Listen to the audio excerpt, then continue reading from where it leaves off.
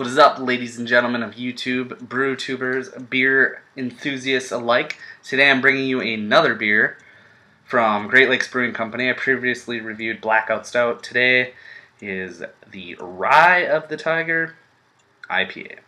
So this is their India Pale Ale with a touch of rye.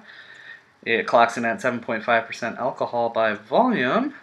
It's actually got a pretty cool label, in my opinion, but yeah, I've never had this one. I'm really stoked to try it, as I really enjoyed Alchemy Hour. I will try to review that one if I find it out and about, but it got snatched up pretty quick, so let's get into this one. If it's anything like Alchemy Hour, I'm going to be pretty damn impressed. So here's the pour on the Rye of the Tiger.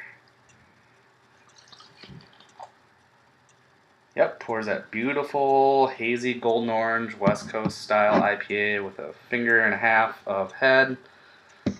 Really, really, really, really pretty looking beer. Wow. Tight lacing, a little bit of legs on the glass, but nothing too out of the ordinary. You'd expect this. I'm really excited to get my nose into this one because I love rye beer. Absolutely love it. So, yep, tons of rye. I mean, overpowering amounts of rye. Very spicy, earthy. Man. Yeah, they used a good amount of rye in here.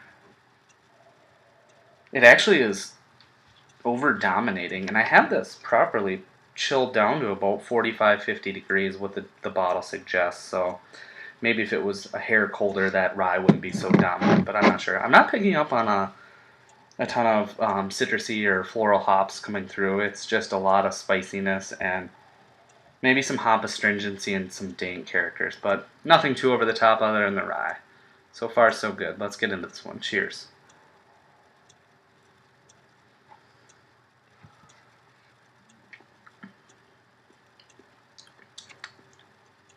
Wow. It's really unique.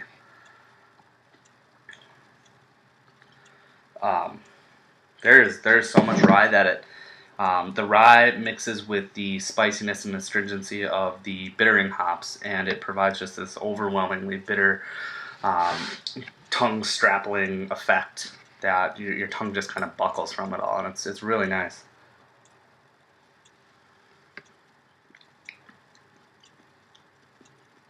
I am picking up a little bit on some more of the citrus notes from the hops, the things that I was really wanting to see in this beer.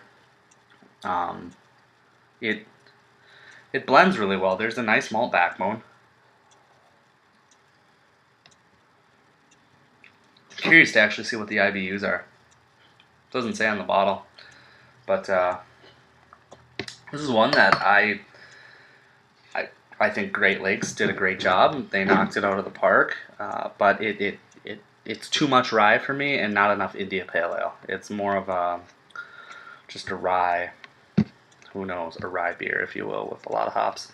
But I would have liked to seen a lot more fruity and citrus and tropical characteristics come through in the nose and then come through further in the taste, and not be so rye dominant. And like I said in the beginning of the video, I love rye beer, but there has to be a line where you draw a balance, and this line has been overstepped, and it causes the beer to just be in the okay category. So with that said, I'm giving the Rye of the Tiger, available now, India Pale Ale from Great Lakes Brewing Company, probably about an 86. I little let down by it. Alchemy Hour was spot on, fantastic.